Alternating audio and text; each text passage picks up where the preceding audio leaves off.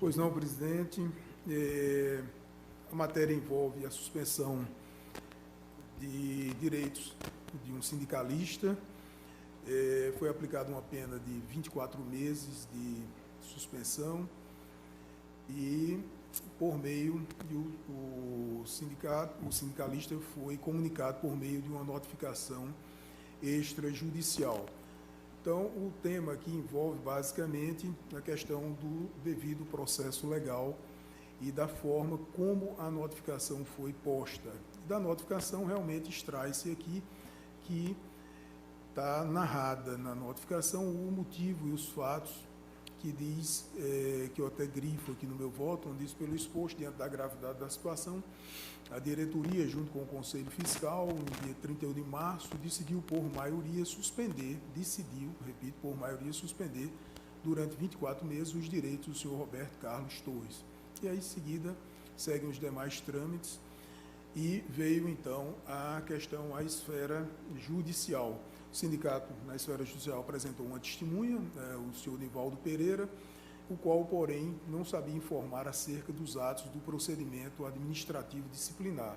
E aqui eu transcrevo o depoimento dele e os tópicos que nos interessam, onde fica bem claro que ele não tem nenhum conhecimento acerca do procedimento administrativo disciplinar. E a parte dessa testemunha reclamada não anexou outras evidências acerca do procedimento adotado. Trouxe meramente documentos que fundamentavam a aplicação da referida punição. E aqui eu transcrevo parte do Estatuto da categoria, quando ele trata dessas questões das punições, e digo que do dispositivo acima, observa-se que existem duas categorias de punições, quais sejam a suspensão dos direitos sociais e a eliminação do quadro social. As condutas punidas com suspensão estão previstas no parágrafo 1º, que eu acima transcrevo. O Estatuto não disciplinou minuciosamente as regras acerca do procedimento administrativo, mas estabeleceu nos parágrafos 5º e 6º as seguintes situações: que as penalidades serão impostas pela diretoria a de referendo da Assembleia Geral automaticamente, mediante citação, inclusive quanto à dissociação. E da penalidade imposta, caberá recurso para a Assembleia, cuja decisão administrativa será apreciada e julgada. Da leitura da notificação extrajudicial endereçada ao recorrente, tenho que o mencionado ato civil apenas para cientificar o reclamante da pena de suspensão que lhe foi aplicada e ainda para instá-lo a se defender em face do procedimento administrativo instaurado para a eliminação do quadro social. Como se sabe, o Supremo Tribunal Federal há muito pacificou o tema da eficácia horizontal dos direitos fundamentais, para, além de uma garantia em face do Estado, no afã de salvaguardar direitos de cunho liberal, o absenteísmo estatal da primeira geração, é inegável que os direitos fundamentais regem as relações à vida entre os particulares. E aqui eu cito a doutrina do ministro Gilmar Mendes, quando o julgamento do recurso extraordinário, em que o redator vencedor consagrou a possibilidade de aplicação desses direitos às relações privadas. E aí eu digo que, tratando o caso julgado pelo Supremo da exclusão de sócio de uma associação, asseverou o ministro que tal medida, aspas, sem qualquer garantia de ampla defesa do contraditório ou do devido processo constitucional, oneraria consideravelmente o interessado. Com efeito, observadas as devidas adaptações, não tenho dúvidas de que tal conclusão se aplica com perfeição ao caso em tela. É que a notificação extrajudicial deixa bastante claro que, aspas, a suspensão foi imputada de pronto, sem prévio aviso ao acionante. O contraditório só foi aberto para a eliminação da pena, de possível pena de eliminação do quadro social. Diferente da julgadora de origem, não compreendo que o procedimento adotado diga respeito a uma espécie de contraditório diferido, aquele para utilização futura. A bem verdade, o reclamante em nenhum momento pôde se insurgir administrativamente contra a pena de suspensão nem recorrer do que lhe foi permitido. A pena de suspensão era inquestionável. O que estava em debate a partir daquela notificação era a sua exclusão do sindicato.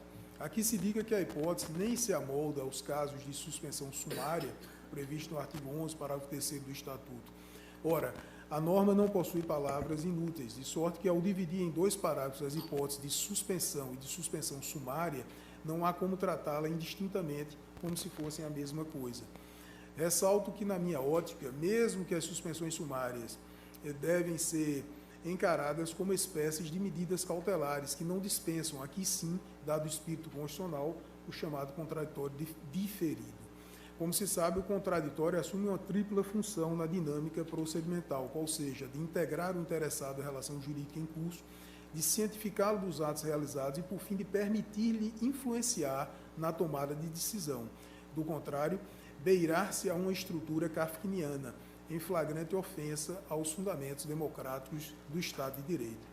Pontuo que não estou me imiscuindo no mérito da penalidade administrativa aplicada, razão pela qual não estou enveredando no que foi posto, no que foi dito, se houve excessos, como pontuado pela advogada aí da tribuna, em cerca de excessos de falas, de verborragia, de coisas desse tipo. Não estou me imiscuindo nisso aí, mas somente retrato que a inobservância dos preceitos fundamentais no procedimento administrativo disciplinar macula a validade da pena imputada.